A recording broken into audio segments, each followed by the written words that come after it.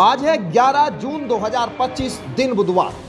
News 80 पर UP की सुर्खियों में आपका स्वागत है। चलिए देखते हैं यूपी की 15 खबरें फटाफट अंदाज में।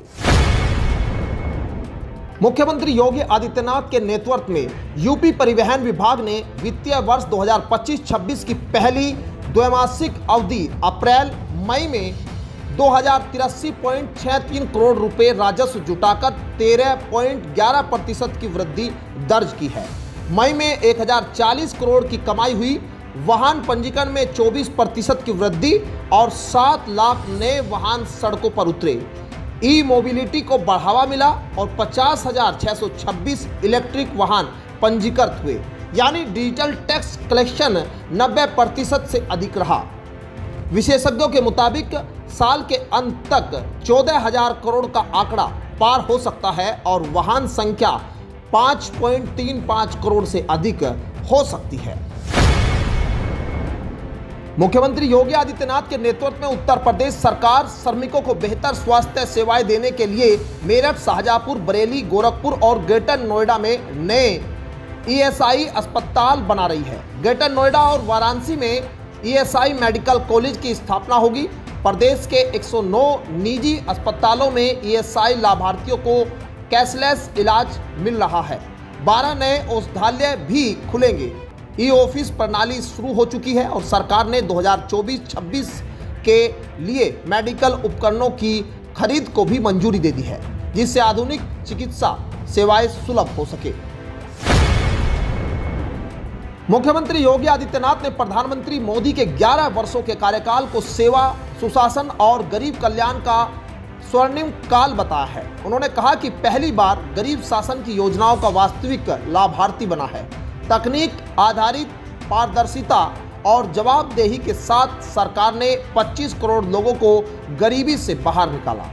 उज्ज्वला अन्न योजना, जनधन, मुद्रा आवास, जल जीवन मिशन जैसी योजनाओं ने समाज के हर वर्ग तक बिना भेदभाव के साथ पहुंचाया है। ऑपरेशन सिंदूर सर्जिकल स्ट्राइक से भारत की सैन्य ताकत भी दुनिया ने देखी। धारा 370 हटाकर कश्मीर को मुख्य धारा में लाना मोदी सरकार की ऐतिहासिक उपलब्धि बताई है। भाजपा अल्पसंख्यक मोर्चा 12 जून को लखनऊ के अटल बिहारी वाजपेयी कन्वेंशन सेंटर में सम्मेलन आयोजित करेगा। मोर्चा के प्रदेश अध्यक्ष कुंवर बासित अली के नेतृत्व में होने वाले इस कार्यक्रम का विषय रहेगा मोदी के साथ मुसलमान। यह आयोजन मोदी सरकार के 11 वर्षों की उपलब्धियों और अल्पसंख्यकों, विशेषकर मुसलमानों के जीवन में आए सकारात्मक बदलाव पर केंद्रित होगा। बासित अली ने बताया है कि यह सम्मेलन विकसित भारत के अमृतकाल, सेवा, सुशासन और गरीब कल्याण की दिशा में मोदी सरकार के योगदान को रेखांकित करेगा। खबर हज यात्रा 2025 से जुड़ी है। हज यात्रा 2025 के बाद हजियों के लिए सामान लाने के नियमों में बदलाव किया गया है। अब हर हजी सऊदी अरब से 55 किलोग्राम तक सामान ला सकेगा, जिसके 2 चेक इन बैग 22 + 23 किलोग्राम और एक 10 किलोग्राम कैबिन बैग शामिल है। प्रदेश के 13,685 हज यात्रियों की वापसी 12 जून से शुरू होगी। पहली फ्लाइट रात 12:25 और दूसरी सुबह 5:45 पर लखनऊ के चौधरी चरण सिंह एयरपोर्ट पर पहुंचेगी। राज्य हज कमेटी ने इसकी पुष्टि की है।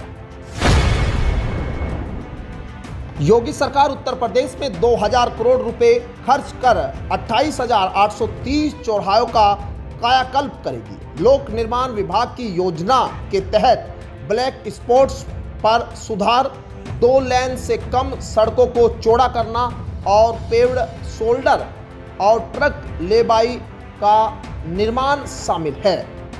748 करोड़ की लागत से 895 पेव्ड शोल्डर कार्य पूरे होंगे, जबकि 102 राज्य मार्गों पर ट्रक लेबाई बनेगा। 1435 ब्लैक स्पॉट पर पहले ही सुधार हो चुका है। इन योजनाओं से प्रदेश में सड़क सुरक्षा, यातायात व्यवस्था और पैदल यात्रियों की सुविधा में बड़ा सुधार होगा। गोंडा जिले में 5073 करोड़ रुपए से अधिक की लागत से 2015 जर्जर सड़कों की मरम्मत और निर्माण का प्रस्ताव शासन को भेजा गया है। कुल 3941 किलोमीटर लंबाई की इन सड़कों के बनने से 20 से 25 लाख लोगों को लाभ मिलेगा। योजना में ग्रामीण सड़कों, बाईपास, राजमार्ग चौड़ीकरण, रोड सेफ्टी और मिसिंग लिंक मार्गों को शामिल किया गया है। वर्तमान में 31 से अस्थायी मरम्मत की जा रही है, जो जल्द खराब हो जाती है। स्वीकृति मिलने पर जिले का आवागमन आसान और सुरक्षित होगा। मेरठ में सर्किल रेट पर आपत्तियां दर्ज कराने का सोमवार को अंतिम दिन था। खरखोदा, मोहियाउद्दीनपुर और दोराला क्षेत्र के किसानों ने कृषि भूमि के सर्किल रेट बढ़ाने की मांग की, जबकि शहर के कई इलाकों में दोगुने रेट का विरोध हुआ। एआईजी निबंधन कार्यालय में भारी भीड़ रही। अब आपत्तियों के निस्तारण के लिए 2-3 दिन में बैठक होगी। अधिकारियों के अनुसार 20 जून तक संशोधित सर्किल रेट लागू हो सकते हैं। प्रस्तावित रेट जनपद की वेबसाइट पर जारी किए गए थे। यूपी में शासकीय सहायता प्राप्त माध्यमिक विद्यालयों में शिक्षकों के तबादले की प्रक्रिया शुरू हो गई है। प्रधानाचार्य, प्रधानाध्यापक, प्रवक्ता व सहायक अध्यापक 10 से 14 जून 2025 तक माध्यमिक शिक्षा विभाग के पोर्टल पर आवेदन कर सकते हैं। केवल ऑनलाइन आवेदन ही मान्य होंगे। अपर शिक्षा निदेशक सुरेंद्र कुमार तिवारी ने स्पष्ट किया है कि समय सीमा के बाद कोई मौका नहीं मिलेगा और ट्रांसफर आदेश भी ऑनलाइन ही जारी किए जाएंगे। उत्तर प्रदेश सरकार ने 35,064 लेखपालों और राजस्व निरीक्षकों को बड़ी राहत दी है। सरकार ने इनका वाहन भत्ता बढ़ाने का फैसला लिया है। अब लेखपालों को 1,500 और निरीक्षकों को 2,000 प्रति माह भत्ता मिलेगा। ये कर्मचारी गांव-गांव जाकर राजस्व से जुड़े कार्य करते हैं, जिससे यह बढ़ा हुआ भत्ता उनकी पुरानी मांग पूरी करता है। साथ ही नायब तहसीलदारों का ग्रेड पे 4,200 से बढ़ाकर 4,800 किए जाने की तैयारी भी चल रही है। यह फैसला कर्मचारियों की कार्य क्षमता और सम्मान को बढ़ाने में मदद करेगा। अलीगढ़ से बीजेपी सांसद सतीश गौतम ने रेल मंत्री को पत्र लिखकर दाऊद खां रेलवे स्टेशन का नाम बदलने की मांग की है। उन्होंने कहा है कि दाऊद इब्राहिम एक वंचित आतंकवादी है। ऐसे नाम का स्टेशन होना उचित नहीं। सांसद चाहते हैं कि स्टेशन का नाम महाराणा प्रताप के नाम पर रखा जाए। उन्होंने कहा कि नामकरण महापुरुषों के नाम पर होना चाहिए। योगी सरकार पहले भी कई स्थानों के नाम बदल चुकी है। अब देखना होगा कि क्या केंद्र सरकार इस मांग को स्वीकार करती है। देश में 2 चरणों में होने वाली जनगणना की तैयारी शुरू हो चुकी है।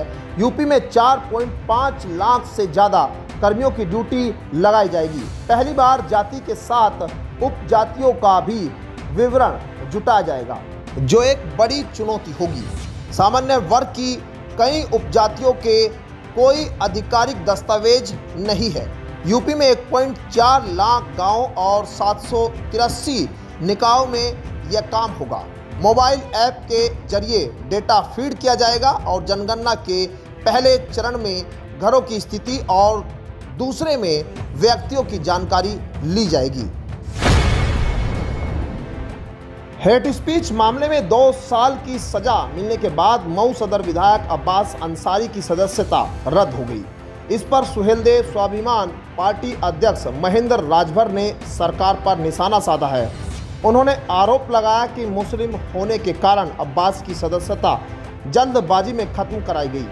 राजभर ने कहा, रविवार को सचिवालय बंद रहता है, फिर भी खोलकर कार्रवाई की गई। उन्होंने अखिलेश यादव के बयान का समर्थन करते हुए कहा कि सिर्फ सपा नेताओं की सदस्यता ही क्यों जा रही है।